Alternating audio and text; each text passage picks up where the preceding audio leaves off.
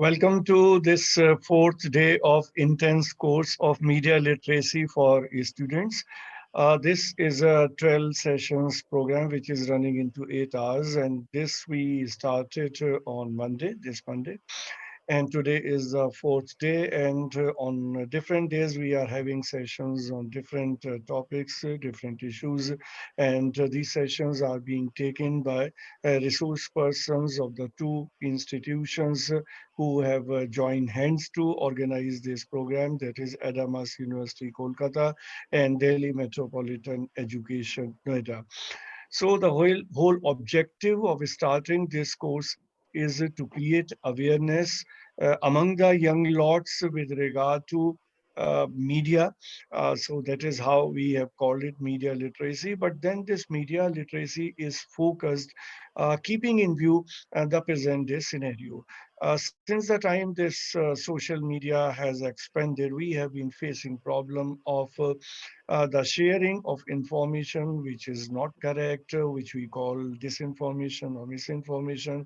And there are such kind of cases wherein the rumors are spread, which is causing a lot of damage to the society. So we have to make the people beware of this whole problem or menace, and particularly that of the fake news. And since the time this coronavirus has struck, the problem of fake news has increased manifold. So there's the time that we realize that we need to make the people aware, particularly the students, because we believe that if students are told about that and they are vigilant, they are aware that what is right, what is wrong, and what kind of information is not to be believed, is not to be further disseminated, is not to be sent to others, then major problem might be resolved. So that is how we plan this whole thing, and this is a CSR initiative of the two institutions, Adamas University and Delhi Metropolitan Education. And the kind of support that we have been getting for starting this program is from Professor Ujjwal Chaudhary, who is the Pro Vice Chancellor of Adamas University and Dean of School of Communication, Media and Fashion in that university. And then I, Amrish Saxena, have joined hands with him.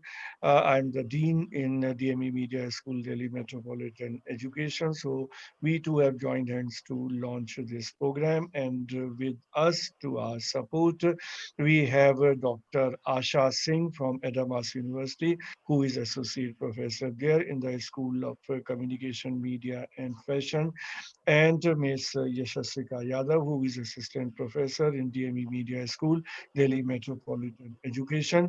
And joining us in this whole course, there are students mainly of 11th and 12th standards belonging to two schools, basically, that is Mayur School, Noida, and Delhi World Public School, Noida Extension. And then few more students have joined from other schools, and of course, the students of DME and Adamas University are also there, those who are interested in this kind of program.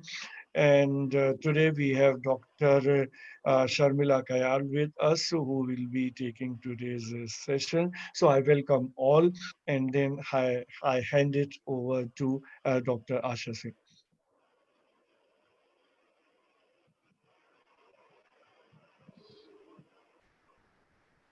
Yeah, Please yeah, unmute. yeah. So, welcome everyone. I'm really glad that you are present here, and today the participants' strength has increased. Today we have Dr. Sharmila Kayal from Adamas University. She is an assistant professor with School of Media Communication and Fashion, and a brilliant teacher. Today she'll be talking about representation in media and media biases. So how certain groups, certain ideas, certain issues, certain concerns are represented in media, and what kind of representation is not done, what kind of exclusion happens. So she'll be talking about those inclusion, exclusion, and representation, and she will give you detailed examples to make you understand what representation means and how media represents certain things and it leaves out certain things. Over to Dr. Sharmila Kayal. Thank you, Ashaji. First of all, I would like to thank you, Dr. Amrit sir, Susmita ma'am, and Ujjal sir for their encouragement and support. And I would like to thank Ashaji and Yeshushuka ji for their encouragement and their coordination on this intense course on media literacy. And Ashaji is helping us for understanding media literacy. She is taking initiative for our school in Adams University. And today I will be talking on representation in media and media bias. I hope that it is very contemporary, and as a younger mind of you people, like you are the school students, that whenever you will learn this one, representation in media and media bias, it will help you in further extent in understanding the content of the media, how it has been dealt, and how certain things has been portrayed with what factors. So let's start with this.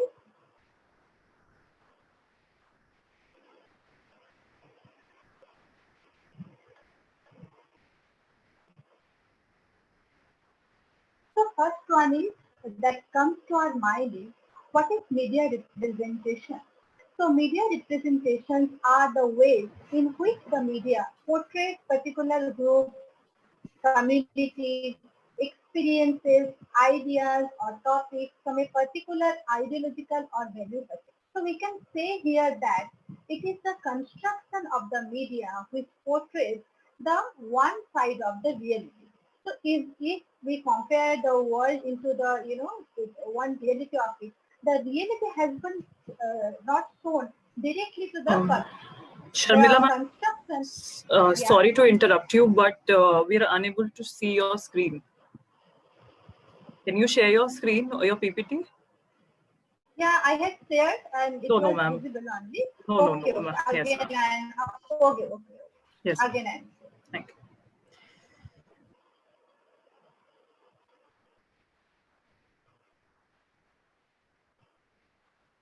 now it is visible. Yes, ma'am. Yes. Yes. Is it visible? Yes, ma'am. Okay. Guys, we were talking about the definition of media representation. It is the way in which the media portrays particular groups, communities, experiences, ideas, topics from particular ideological or value perspective. Here we can say that it is the construction of one side of the reality which has happened or which will happen in the recent times. So we can take the example of in the year 2016 Summer Olympics, where I had shown here in the photograph, where it has been researched and analyzed here. The first time ever in Summer Olympics, it has been represented the different colors, the women in that particular like mega event. So here we can say that construction in the reality in one aspect, not in the particular reality, means what? Like media chooses or constructs the message in such a way that will have some impact, or it can be chose with some reason over it, and to portray some groups or community, and to portray some experiences for different perceptions, different perspectives of different people and their ideas and topics from a variety of angles with some ideological or the value perspective.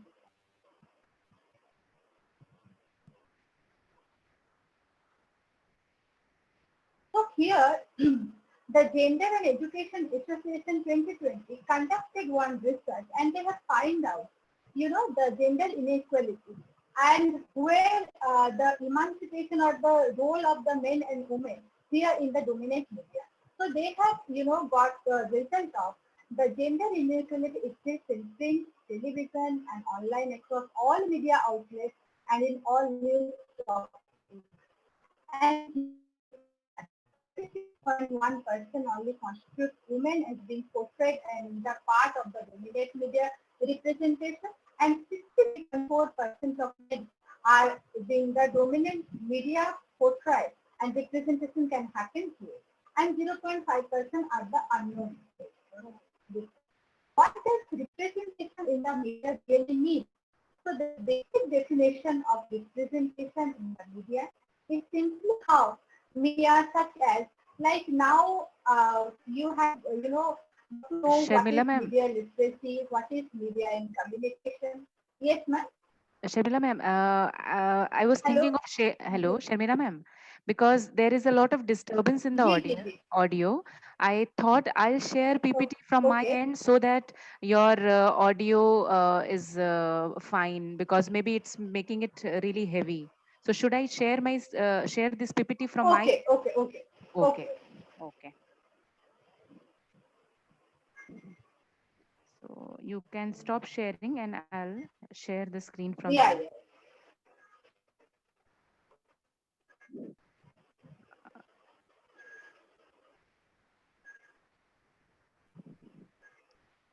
1 minute.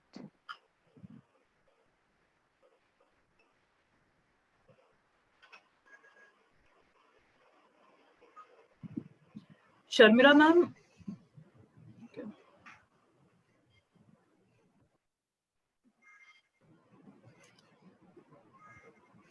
It's better. Yeah, Sharmila ma'am, we were here, right? Yeah. Sorry Yes, to ma'am. interrupt. Yes. Yeah. Dr. Sharmila, are you using the laptop mic only? Sorry? Are you using the laptop mic or you're using your No, headphone no, mic? headphone. Because Yeah, like this sound is actually not coming out nice. So if you could like maybe use your laptop mic only. Disconnect your headphone. yeah.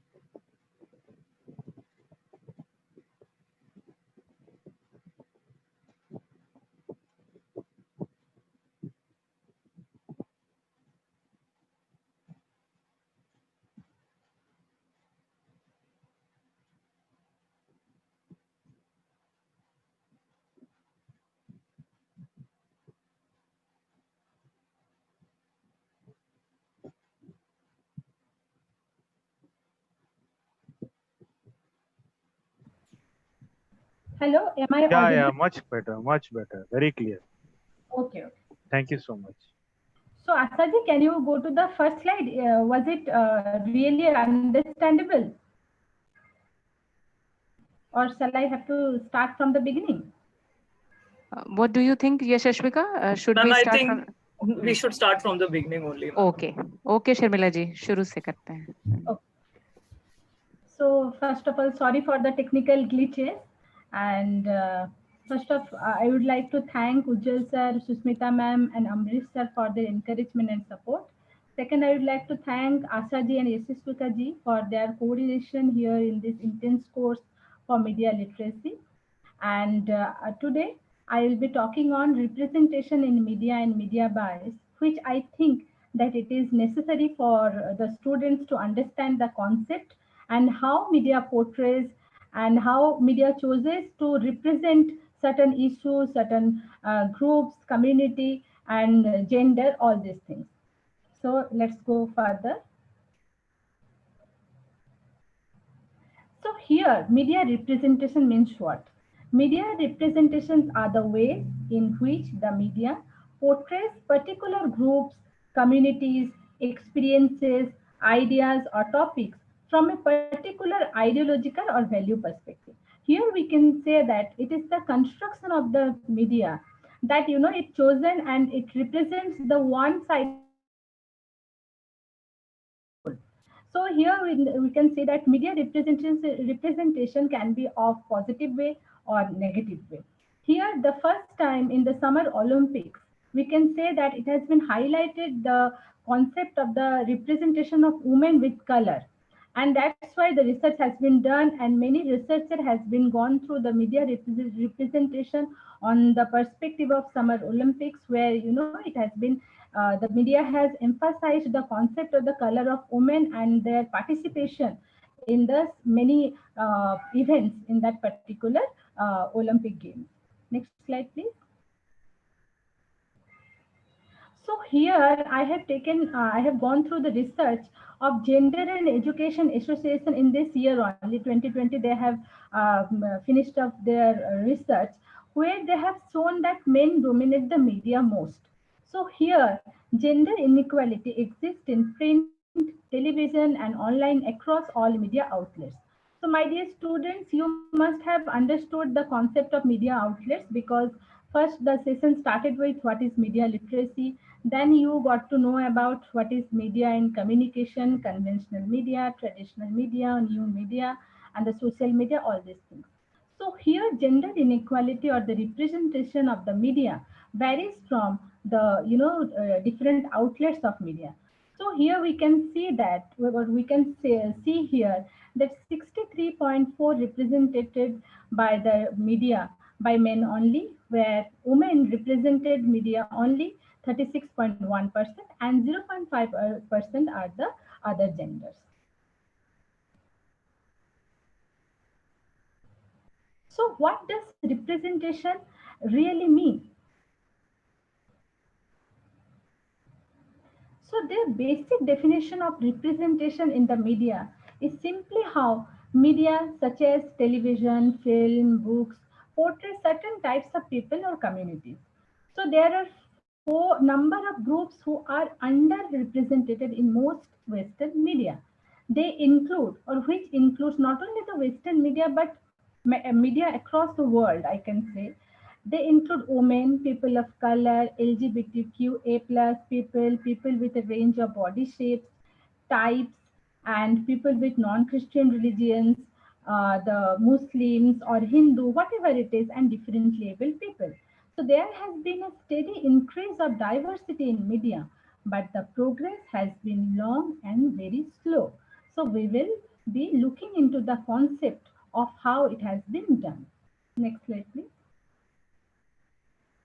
So here we can say that the media landscape where it has been segregated into the different aspects like broadcast or the print or internet, wires like radio and all, where the representation of by the different genders, men and women, significantly is very lower in respect to the women representation in comparison to the male representation in the media landscape. Next one. So I would like to quote here, Jessica Hyde, a famous gender researcher. However, I would like to quote here only. However, realities or compelling some media images seem, they never represent the world direct. What they do is they are always a construction, a representation, rather than a clear window of the real world. Some media represent certain images, stories, situations which might make them seem natural or familiar. Here we can take the example of like any content that you are consuming. It can be news, it can be entertainment, it can be advertisement, whatever. It's chosen to highlight certain groups. It highlight to show some color and highlight to portray some community, and it deciphers the meaning. And representation always required to interpret. So as an audience, we always, interpret in such a way. So the how the interpretation will be done, it depends on the thought process or the perseverance of us. Like the society we are living in, the process of acculturation, enculturation, everything comes here. Like my thought process will will apply me to interpret in many ways. Okay, it can be bad, it can be good, it can be it can be further debatable.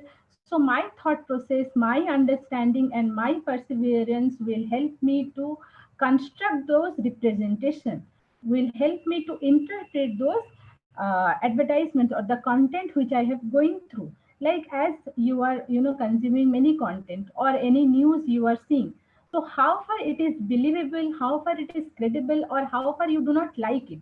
The liking and disliking has one interpretation of this representation which has been shown to you.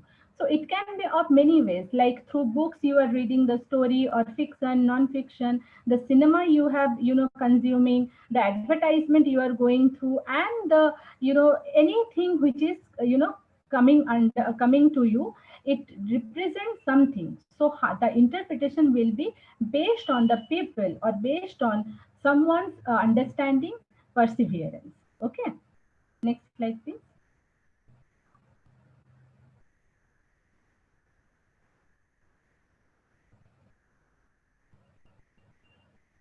I think my screen froze. I'm trying to let me escape and let me get back to it. Okay. Uh,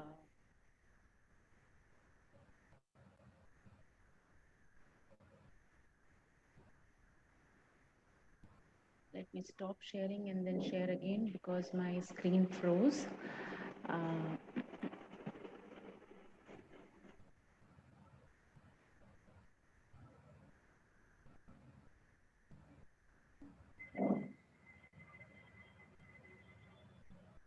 So in between, students, if you have some query, if you have some concern, you can unmute yourself, and you can ask me, or you can write in the chat box also. How far you are consuming the content, how far you like it, what are the things you disliking it. Maybe you have read some books, or have seen some cinemas and all. So how far you have understood the concept of representation which we are talking here, and which we have highlighted the concept over here. So that also need to be understood. Like as a student, maybe you have seen some visual images and you find it, why it is there, for what reason it has been used. So is there some agenda over it, or it's kind of a propaganda, or is there, knowingly it has been used that one. So there are many, things which will help you after understanding the representation correctly, or the thing. So here in the example of the positive note of here, I would like to hear the Ghostbusters, the famous movie, and which has been casted by all the female actors here. It got released in 2016. Maybe you have watched that one. Here, examining media representations as simply reflecting or mirroring reality. So how we examine how media representations serve to represent or to actually create a new reality. Where here in this picture, why I have taken the example of this picture here, you can see that women with different color are being used, has been portrayed or depicted or taken up for the film. Women with different shapes, different sizes, and for that, one reason is that the filmmaker has been tried to represent women with various aspects, and they are having the like-mindedness, alikeness, and after that it has been used. So media represent also, can positively, it can work in the positive note, that in this Ghostbuster is the burning example of the, representation of the different women, different shape, different color in a positive note. Next slide, please. So here, key areas of representation. First one is age. Second one is gender. Third one is social class.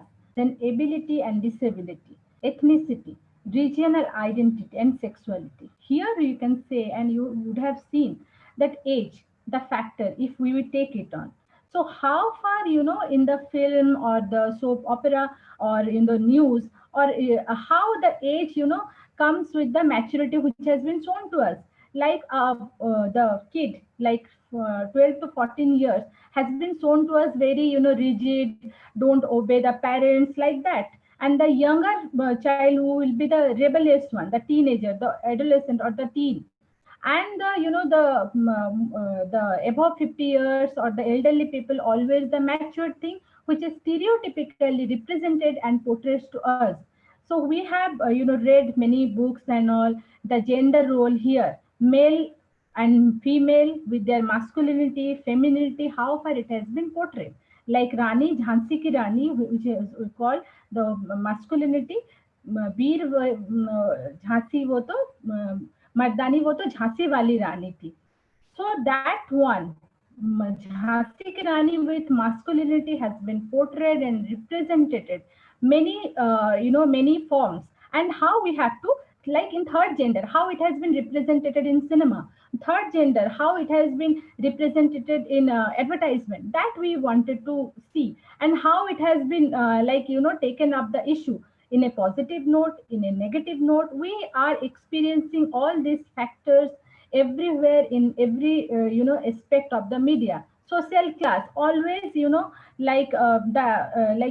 typically you take one example of it, of any cinema, where the male actor will be from struggling class or middle class, and he will be very docile, very good, responsible citizen. And the female actor from the affluent class will will not ill mannered, indisciplined, something like that they would have shown to us. So social class, how it has been represented in media, the ability, people with differently abled, or if you have seen the movie Tare Zamin Par or Forest Gumps and all, so you have been taken, or the good movie example I have seen, and the many movies also with people with ability and disability, how the society has been treated them, and ethnicity also, and regional identity, how it has been taken up with the media outlets, media content through different mediums, and the sexuality also. Okay, so sexuality again, is very debatable. How it has been portrayed through advertisement, portrayed in cinema, is really debatable, and you should understand the key areas of representation, which help in the factor of this thing: age, gender, social class, ability and disability, ethnicity, regional identity, and sexuality. Move on to the next slide, please.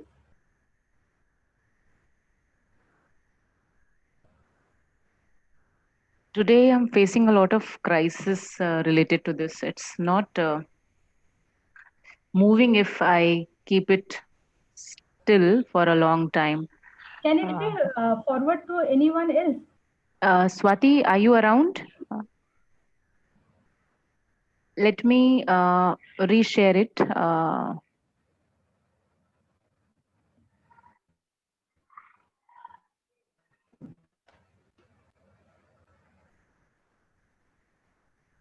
Okay. So is it visible now? It is visible now. Okay. So you can keep like this if not a problem. Yeah, I think. Yes, ma'am. Yes, this would be better. Okay.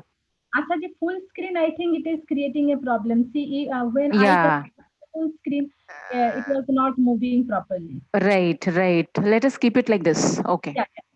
So Okay. media then comes under, after the representation comes under the media bias.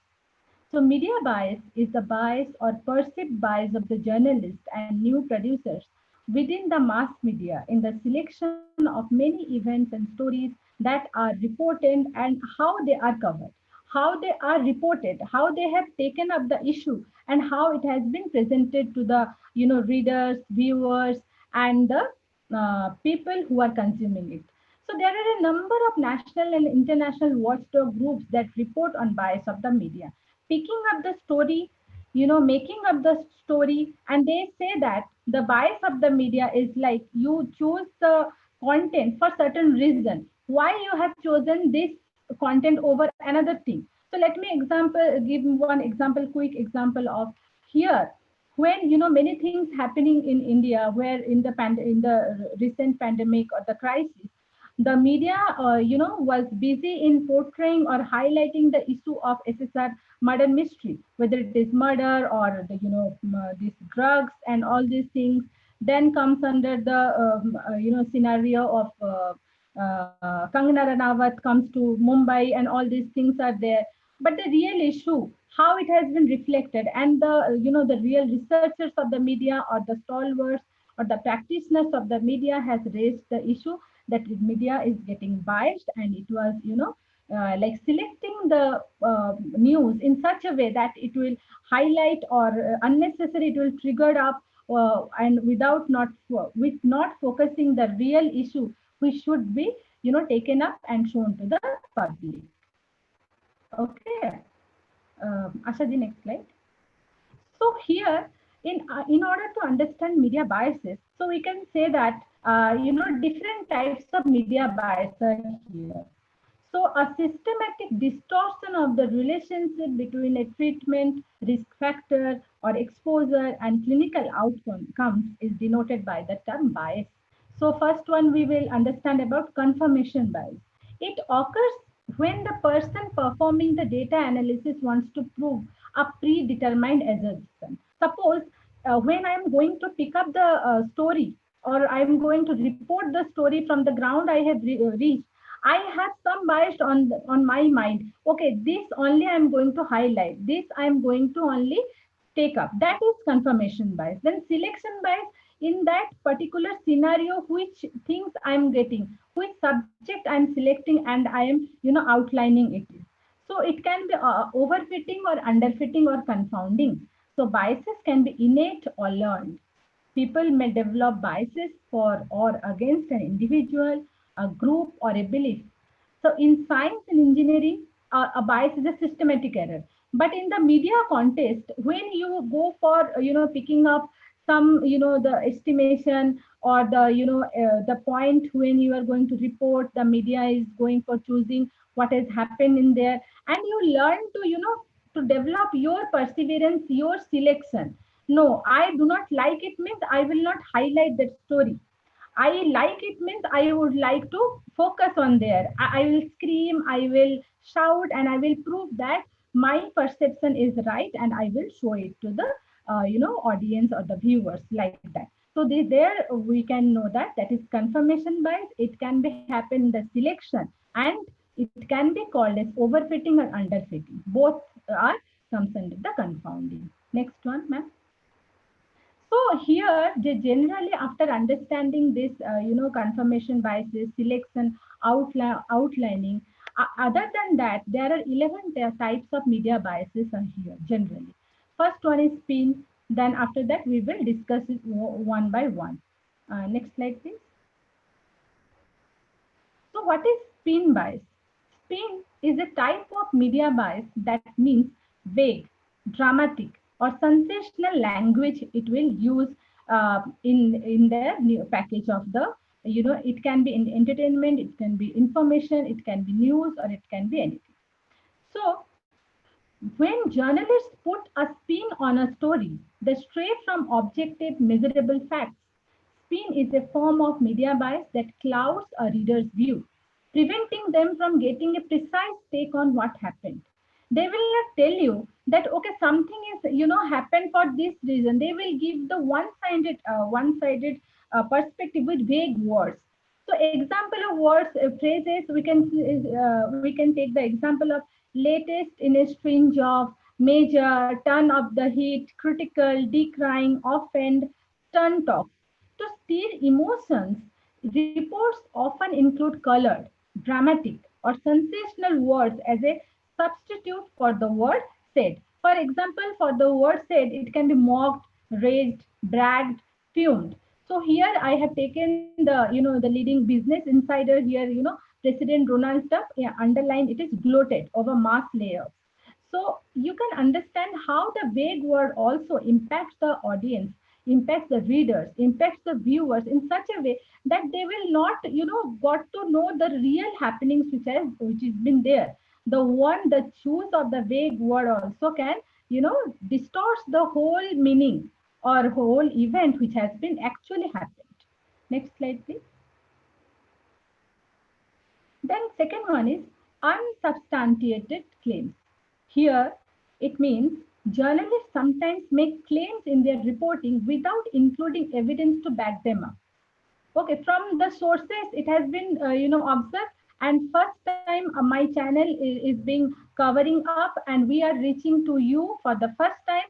And they will tell you in such a way in their voice with that energy that you feel like that if this is the real thing, and you will glue to that particular channel. And we can see in the recent times. So this can occur in the headline of an article or in the body or in the breaking news in the headline or of an article in the print site, and the punchline or the breaking news in the electronic media. So statements that appear to be fact but do not include specific evidence are a key indication of this time of media bias. If it will do not include the source, if it will do not include the where they have got the information, or some vague picture, some edited that one, morphed images, if they will show to us, we generally tend to believe their version of reality without understanding their their reason of choosing that unsubstantiated claims.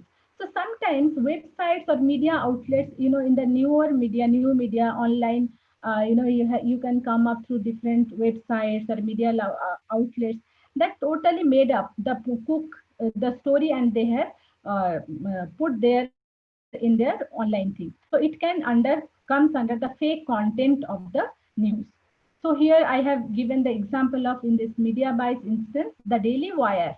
The famous references a long-standing pattern, but does not back this up with evidence. Just like that, they have claimed certain things without having the evidence or without having any source. Next slide, please. So third one is opinion statements presented as facts. This also very, very important. So sometimes journalists or media practitioners use subjective language or statements under the guise of reporting objectively.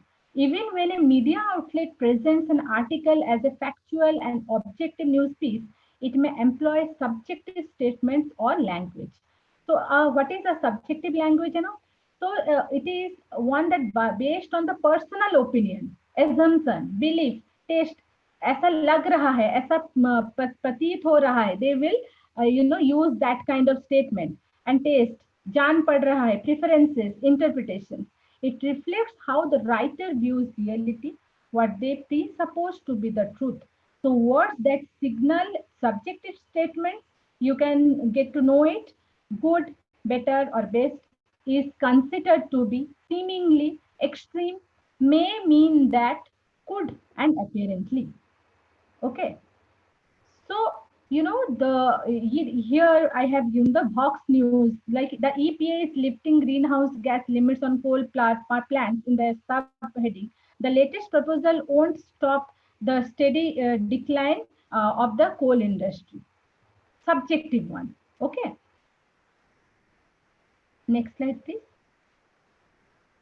So here, sensationalism and emotionalism is a general practice of, to attract the viewers or the readers or the audiences. Sensationalism is a type of media bias in which information is presented in a way that gives a shock or makes a deep impression. Often it gives readers a false sense of culmination, that all previous reporting has led to this ultimate story. Sensationalist language is often dramatic yet vague. It often involves hyperbole at the expense of accuracy, or wrapping reality to mislead or provoke a strong reaction in the reader.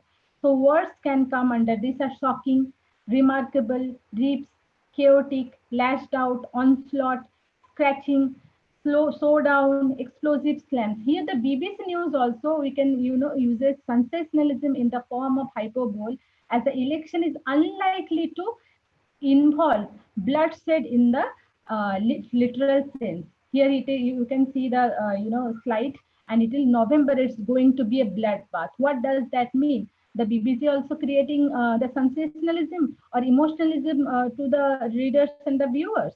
Okay, so by that you can understand different type of media biases, where by through the statement, through the without the source, how they have presented the content, it will help you to understand in a further way. Okay, next slide, please.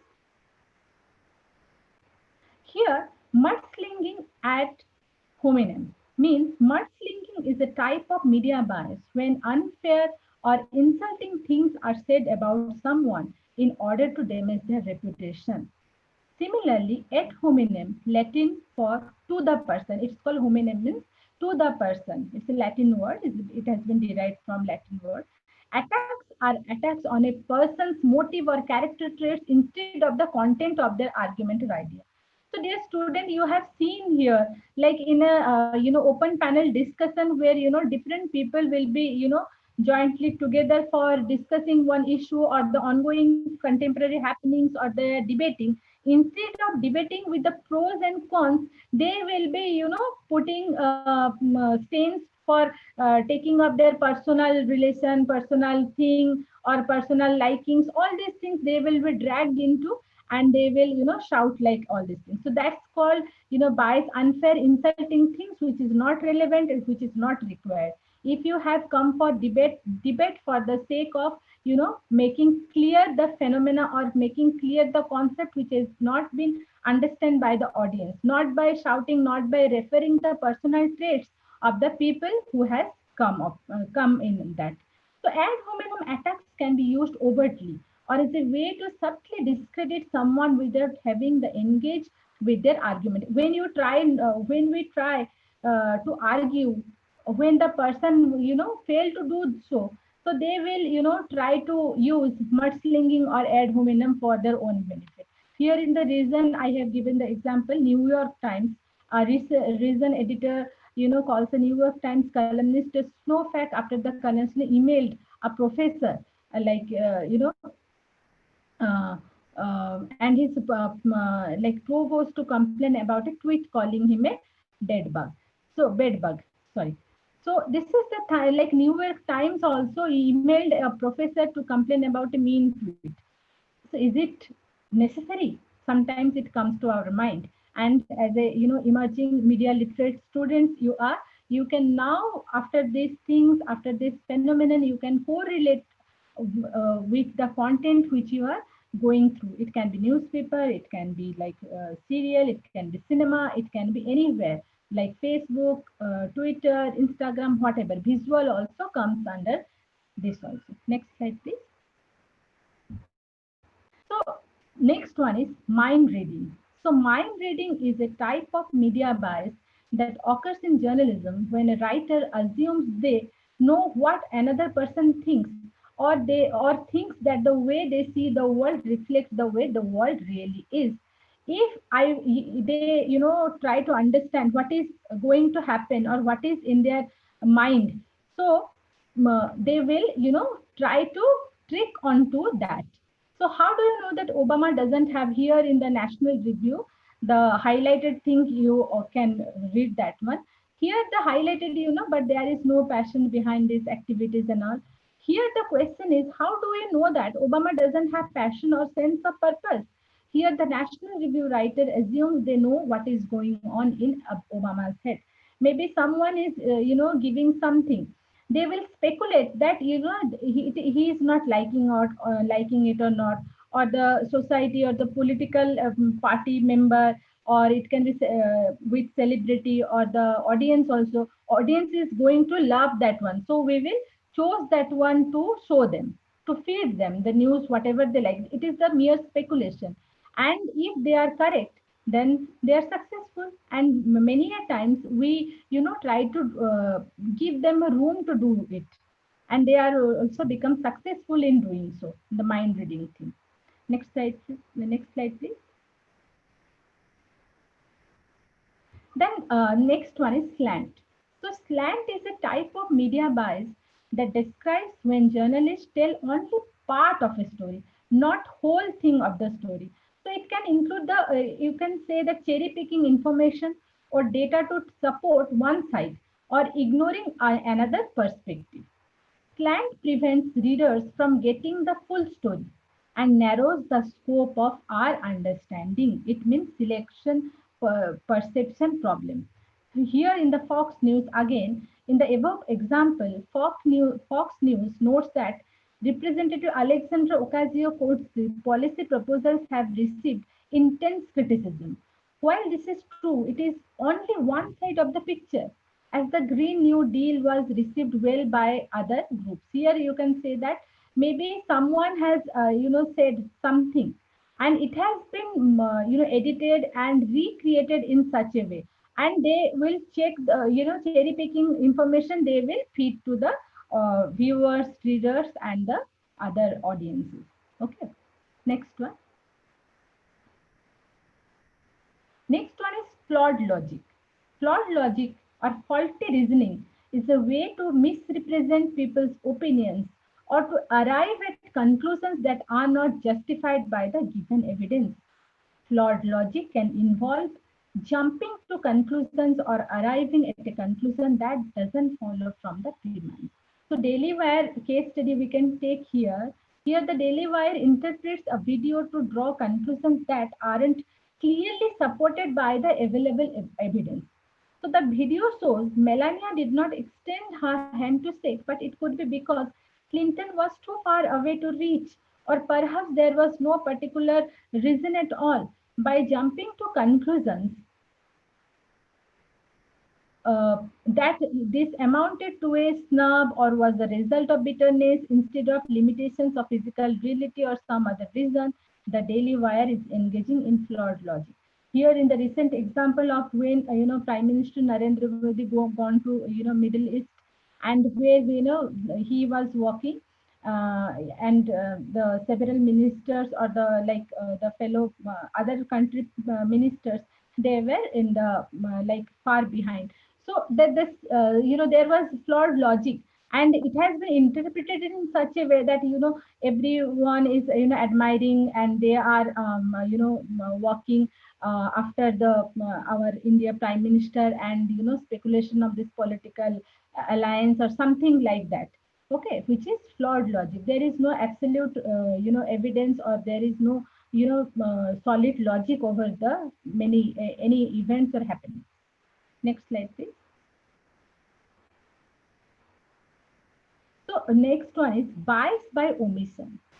Bias by omission is a type of media bias in which media outlets choose not to cover certain stories or omit information that would support an alternative viewpoint. Media outlets sometimes omit stories in order to serve a political agenda. Sometimes a story will only be covered by media outlets on a certain side of the political spectrum. Here we can take the example of CNN, where released last November, which showed the number of hate crimes reported to the bureau rose about 17% in 2017, and the data has been given. But in a piece titled "Hate Crimes Are Rising Regardless of Justice Normal's Case," here is why CNN claims that hate crime incidents rose for 3 years, but omits information that may lead the reader to different conclusions. According to the FBI's website, reports of hate crime incidents rose from previous years, but so did the number of agencies reporting, with approximately 1,000 additional agencies contributing information. This makes it unclear as to whether hate crimes are actually on the rise, as the headline claims, or simply appear to be because more agencies are reporting. Here it is the bias by omission, where you can figure up, or the National Crime Record Bureau, and some data you will give, and that will be superficial, and some the accurate information will be omitted by knowingly, to to have some impact, or to make them read your newspaper, to stick to your channel, something like that. They will do that. Bias by omission. Knowingly they will omit some information, and they will omit some data from their report. Next slide, please. Next one is omission of source attribution. Here, an informative, balanced article should provide the background or context of a story, including naming sources, publishing on the record information. Sometimes reporters will mention immigration opponents or supporters of the bill without identifying who these sources are. So here in the Epoch Times example, in this paragraph, the Epoch Times repeatedly states, critics say. Who are the critics? Who has said that one? Who is doing that thing, or who has opined that thing? They will not mention that one. So without attributing the views to anyone specific. Next one. So bias by placement, where we are placing the story. The story and viewpoint placement can reveal media bias by showing which stories or viewpoints the editor finds most important. Bias by story placement is one type of bias by placement. So this one in this screenshot of Think Progress homepage taken at by here in 2019 in media outlet chooses to prominently display coverage of LGBT issues and cuts to welfare and school programs. In the next screenshot of the Epoch Times homepage taken at the same time on the same day, the outlet privileges very different stories. So bias by placement, generally it happens with the visuals and the photographs which has been taken, and they will be morphed, they will be edited, they will place in such a way that the story will uh, go for in a different direction, and there can be of different meaning, can be interpreted by the audience, or they knowingly do so the placing of the visuals in such a way that they will focus in their agenda or their propagated message. Next slide, please. So here in that again the sources speaking characters. In that speaking characters means in media outlets, it can be electronic media, it can be of debating and all, where female only constitute up to 29.2% of female who are the speaking characters. In cinema also you can have seen, or advertisement or any media and all these things you have seen, that how many screen timing space for dialogue delivery, for opinion, for all these things, that how far they are giving their opinion. And against to 29.2%, 78.8% are male only who can share the space of this speaking characters. Next slide, please. So for connotation like media representation, here if someone with a guy holding a beer, then it is cool and it's okay. But woman holding or the girl holding a cup of beer, it means the if the media representation will be like that, then there will be speculation, there will be some talking, there will be some uproars, why it is has been shown, why it is like that. People will many debates will come up. Next slide. So here comes under in the representation of media and media bias, the one theory is very much important, where it is reception theory. And here the reception theory, they considered media as the caged media. Why? In the reception, what influences do these factors have on interpreters? So as I have said, interpretation, you are interpreting the representation of the media. So you will be knowing that as your thought process, as your understanding class, age, gender, ethnicity also, it will have, like production, what part do these factors play in text production, or what sort of realities are depicted. Again, the representation as process, it's a three-tier process that comes under or bridging with reception, production, and reference. Again, it's the thought process at the perseverance and the society we live in, the process of acculturation, enculturation, and the social status of the social milieu is the factor of the media representation, the reception theory, how you are recepting the different content of the media. Next slide, please. So why study representation in media? Maybe after today's presentation, you will be wondering why should we will study this representation media? Why it is important? It is it is a key part of the society, as it shapes to a certain degree the way we think and what we believe. And if you as a student, you as a future responsible citizen, and you are the you are the responsible one to take up the issue, then what's your thinking, what's your thought process, what you believe, and how, what you see, and how should you raise that one, and how should you understand the representation of media, is it negative way and the positive way, are there media biases which is influencing to the content or not. So this is particularly for adolescents who are heavily influenced by the media. in this day and age are still in a phase of learning and so absorbed with what the media portrays. Because you, the people, Generation Z, you are consuming the more content of the media in the new media context. And whatever you are learning, online or blended learning, classroom, you are coming across the, multiple content, OTT, news, everything is in your cell phone. So whenever you are, you coming across some content in your Facebook, some Instagram, and check, verify whether it is biased or how far it has been represented. The representation is good or it is bad, or it is, some agenda is there or not. The degree only, it is based on your thought process, and you need to complain it. You need to, take up the issue seriously, and you should work in further part. Next slide, please. So few major ways producers of media can misrepresent a community under the guise of creating diversity. Okay, so many producers, they under the name of creating diversity, they also misrepresent a community under the purview of creating diversity. First, only we will know about what is representation, then media biases. Here we will talk on misrepresentation, the technique or the tool, and how the producers of the media, like the practitioners, how they have been used it. Tokenism.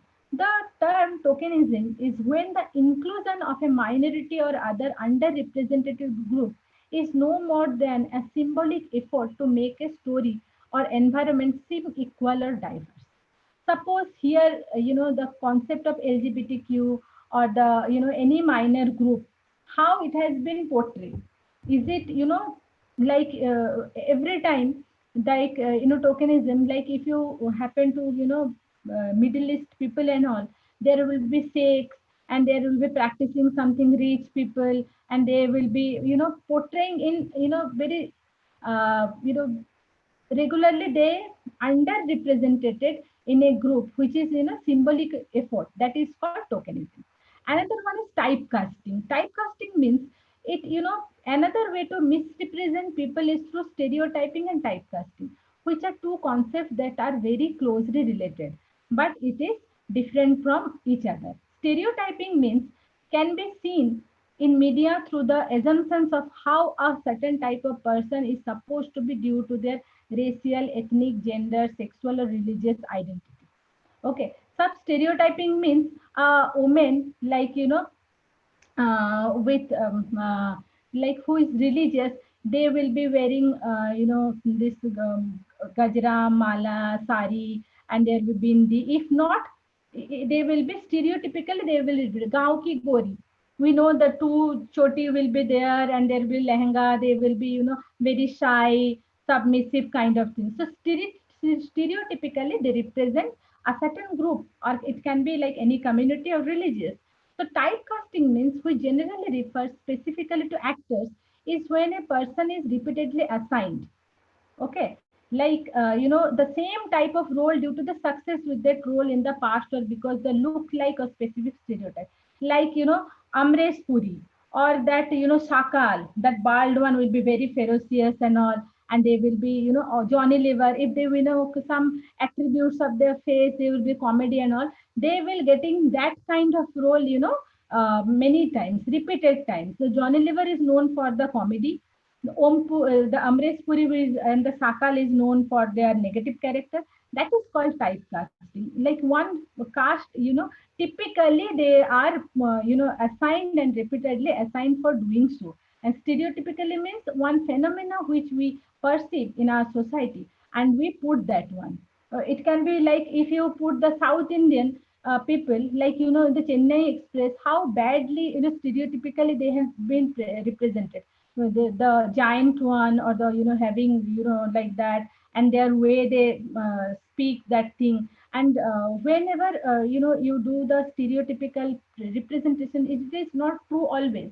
Like the way, the North Indian or the people from Bihar has been represented in many types.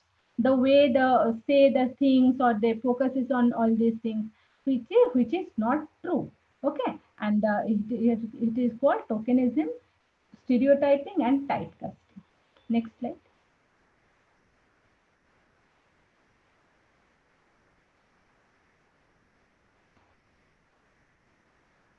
So stereotypes, here we can say that the Raiders of the Lost Ashok, a stereotypical Arab character, will be like all can be Sheikh, or can be the terrorist, or the oil hungry Sheikh, or of the practicing of certain religious activities.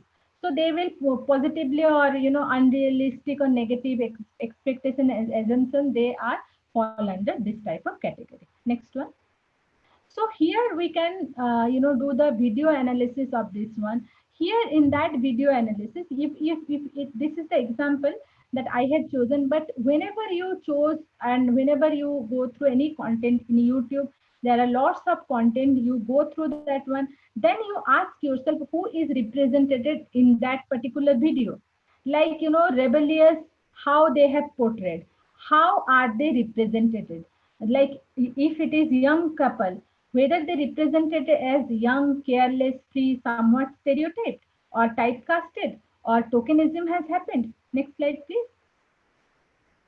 So, any issues being discussed, if it is a young couple, then is there sex, drugs, alcohol, gambling, stealing, smoke, everything will come under this. So what representational concepts are highlighted? Age or gender, race, sexuality, that, attributional factor which we have already discussed. So female heterosexual also portrayed in that particular video, but you have to find out how, that particular video has been taken up this media representation or the attributes of the media biases. Next slide, please. So how do you think the representation is made by? Whether does the production conform to or subvert any dominant ideologies, or have any stereotypical representations been generated? Or here in this video, yes to both characters. So you can also find out your own observation and interpretation by after this program, you can see the multiple concept and you can have your own understanding. Next slide, please. So what's the importance of representation? It helps, representation helps to fight and break down stereotypes that can be detrimental to individuals and limiting to the society. Why LGBTQ portrayed in such a way? Why differently abled, represented in such a way? Why women with color or body shapes like fat women or the slim women or something like color, everything they will represented or underrepresented in many contexts. Next slide, please. So this is the thing which is normal or professional, and you can have the flip side, a positive also and the negative also. Next slide, please. So few examples how it has been represented. Working class presented always, stereotypical context, traditional working class communities. Okay, like community values often praised but do not reflect reality. Working class communities have declined with the collapse of traditional industries. Okay, then often presented in the context of trouble, undesirable welfare scoundrels, unable to cope with their delinquent children. Then they have chosen some wrong ways, wrongdoings, wrong path, and they will often portray in that way. And they often very rebellious, but the factors that stereotypically they represented in such a way. And the hero, the coolie, maybe many cinema and many advertisement you have seen, and the many content has been taken up this one. So we will be talking about this, working the different aspects of this media representation. Next slide, please. Upper class. I have already given you the example of mainly done through the coverage of the monarchy, or bread and culture, represent to the extent, taste for shooting and hunting, usually represent in costume and period drama. All these things, their way style of living. They do not care about the lower caste people or lower class people, and they try to dominate over other classes. Like that, they usually represent it. Next one. How does the media represent social class? So lack of focus on the tensions or class conflict which exist within society and have been highlighted by key sociological perspectives such as media through its representation of social class ensures the cultural hegemony. Hegemony is, dominance. If, you want over other, there's only the problem of the dominant capitalist class which maintains inequality and exploitation. And the problem arises where you want to dominate in the perspective of other things. Next slide, please. So, Newman, the renowned research scholar, he argues that the tabloid media dedicate to a great deal of their content to examining the lives of another sections of the wealthy elite. This dedication invites the audiences to admire the achievements of the celebrities. Media over focuses on consumer items such as luxury cars, costly holiday sports, and fashion accessories. Okay, the next slide. The middle class, represented as educated, successful, able to cope with the problems, overrepresented in media due to their lifestyle. Representation fits in with the hegemonic ideology of the dominant class in the society. Representation justifies the existing class structure and inequalities by suggesting people need to become more competent and successful in order to cope with life. Okay, next one.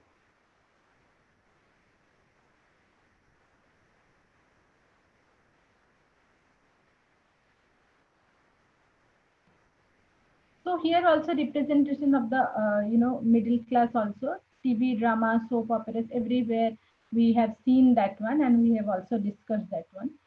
Next slide, please. So Newman here argues that very few situation comedies, television drama, okay, they portray the life of the working class who constitute a significant section of the society. So, working class portrayed as flawed individuals, benefit cheats also. Okay. So non-positive like dumb buffoons or immature machos, they have also represented. Next one. So this one, representations of poverty and underclass, portrayal usually negative and stereotypical, portrayed in the form of statistics in news bulletins such as figures of unemployment, recent media interest in the leveling of the poor such as Chow's, according to these people, the researcher of this one, and suggests that the poor are undeserving of sympathy. Then the term Chow is used as an amusing term of abuse for younger people, poor people. So the researcher has been found out that the term and the factor which has been chosen to represent in such a way. Next slide, please.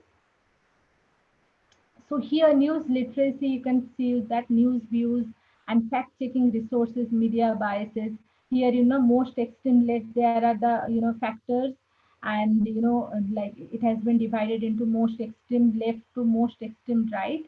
There are the keys which has been identified, and, it has been, the extensive research has been done in the context of interactive media bias that I have got it through this Media Association of Gender, and they have gone through, they have done through the leading newspapers of the international and international leading newspapers, news portals, channels, everything, the media outlets they have chosen, and they have come with this statistics. If I share with you the slide PPT, you can have, and you can go through this one. Okay, next one. So here is, how to, fact-checking resources like Snopes, PolitiFact, factchecking.org. These are the, resources are there. You can fact-check your thing, and how to fact-check like a pro. Here you can check credentials like names, look for biases, that 11 type of biases that we have talked on. Then check the resources, it is authenticated or they are claiming that one. Check the dates, which date has been published, which date they are talking about, and which date they are highlighted. So judge hard, not only the as a layman or only the content consumer do not go for that one, but you analyze that in which context the news has been presented to us, which context we are reading. It can be anything, book, it can be film, it can be e-content, it can be Facebook, it can be Instagram, it can be visual images, everything. So you need to fact check like a pro. So these are the things, few tools that will help you in the further in order to understanding fact checking resources and to fact check like a pro. Next slide, please. So here 5 Ws and 1 H of fake news. I know this in the first session taken by Asaji. She has told about like who, what, where, when, why, how. Be part of the solution, not indulge in the problem. Who wrote the article? What is the publication? Where do the sources inside come from? When was it published? Why did the writer create it, and how did it make you feel? So these are the things you can check the fake content of the news, or you can authentify your by analyzing yourself in relation to measuring any content. And like how to spot false content of the news, like read beyond. Like suppose one topic you have read, then you can compare with another posting of that in another media outlet. Consider the sources, check the author, is it a joke, or check the date, supporting sources, is it authentic. Check mainstream media. If you have come across through social media news, check with the mainstream media whether it news is there, information is there or not, and check your biases also. Okay, the next one.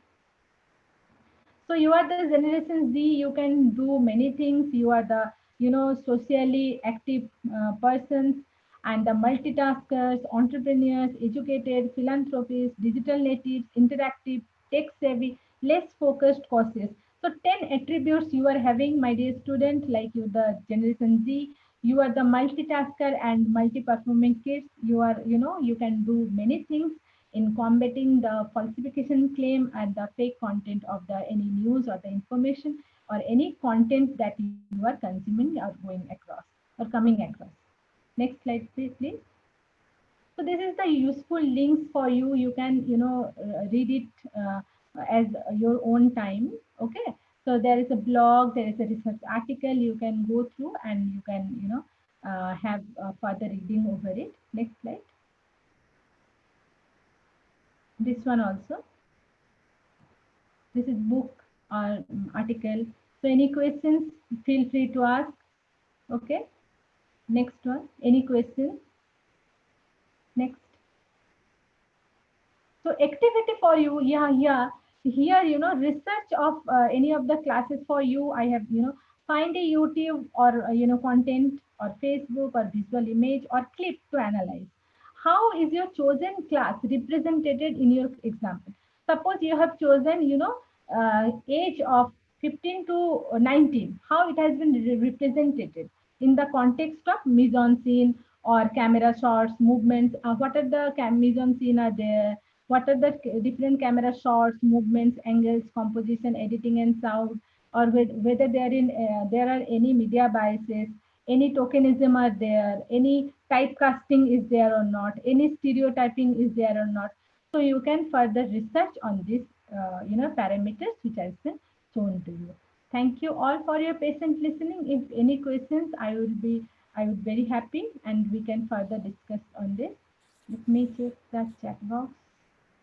Ma'am, I have received one question from Avinash Chabra. So he has a doubt. So he's asking, in today's date, we know certain media channels are working under the effect of a political party or ideology. Is there a way to control this issue? Because the government is itself involved in affecting how information is spread amongst us. Yeah, yeah, very good question, apt question. And, as I have said, it's your thought process and your understanding, how you are going through that thing, how you believe if you like got to know that it has been, politically, propaganda has been used, or it has been agenda from any, political party that you are getting to know. But before saying that thing, you need to do also fact checking things. Okay, these are the attributes which has been highlighted from the day 1 to day 4. And in the near future also, there will be the many factors which will be telling you to, go through the particular content and the aspects of, verifying whether it is content is true or not. If it is, agenda it has, or political it has been created, then it is your concern or your conscience to discard that thing. Do not go for that one. And as a responsible citizen, how you will control it and how you will tell your fellow friends and friends this is been the media biases and it has been owned by so and so, and you can flag this up. Okay, I hope that I have clarified your doubt. Yes, ma'am. Asha, ma'am, would you like to say something or add something? Okay. Are there any more questions? No. No, ma'am, we don't have any. Okay. Okay. Uh, so yeah, this was a very comprehensive, detailed presentation by Dr. Sharmila Kayal, and she has actually given certain clue to students that how gender or different communities or different faiths are represented or not represented in media. So why are they not represented is a question we should be asking. In fact, students might have seen the recent Tanishq ad where an interfaith couple were represented, and that representation was not received well by audiences, and they had to take it down. So, why certain representations are considered as not good enough and are considered as threatening to the society? Who are these people who consider this kind of material threatening? Why, what kind of consequences certain presentations representation lead to are the questions which our students can ponder upon. They should carefully watch the web series which they have been watching for entertainment, or the cinema which they have been watching for entertainment. They should carefully see what kind of characters are present in these material, in this video, in this web series, and how are they being represented. उनको किस प्रकार से कपड़े पहनाए गए हैं, उनका dialogue delivery क्या कुछ खास किस्म का है, अगर वो किसी खास कम्युनिटी को बिलोंग करते हैं, मुस्लिम्स कैसे रिप्रेजेंट किए जाते हैं, क्रिश्चियंस कैसे रिप्रेजेंट किए जाते हैं, हमेशा गोवन क्रिश्चियन ही क्यों रिप्रेजेंट किया जाता है, there are Christians across the Indian subcontinent, अगर कोई मलयाली क्रिश्चियन है तो उसको कैसे रिप्रेजेंट किया जाता है। तो ये सारे सवालों पर स्टूडेंट्स को सोचना आना चाहिए, और ये आखिर कारण क्या है कि मीडिया कुछ खास तरीके से रिप्रेजेंट करती है, क्या इसका कुछ सोशल कॉन्सिक्वेंस होता है, does it cause any kind of harmony or disharmony in the society? If all the sections are represented in fair manner, will it lead to a better society? Will it lead to a cohesive and harmonious society? Is a question we should be constantly asking. This is not a one time exercise, this is an everyday exercise. We should be doing this every moment we are consuming a media product, we are consuming a cinema, we are consuming a web series or a YouTube video or an advertisement. So this would be my suggestion to students. Over to you, Yashashrika ji. Yes, ma'am. Ma'am, we have one last question from Subhashri Burman. So he's asking that how does representation in media affect our thoughts and beliefs? So would you like to respond to it, Sharmila ji, or should I respond to it? Anything, ma'am. Okay, okay. Let us both try this question. Yes, it has a huge impact on our mental makeup, because what we consume, we become that person. In fact, any kind of material, though whether it is textual or it is visual, it impacts our psychological makeup.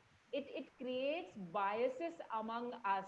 For example, if we have been raised and we have been raised in a way by bombarding certain media messages, they will make us believe that okay, certain people are like that, they are not worthy enough to be represented fairly.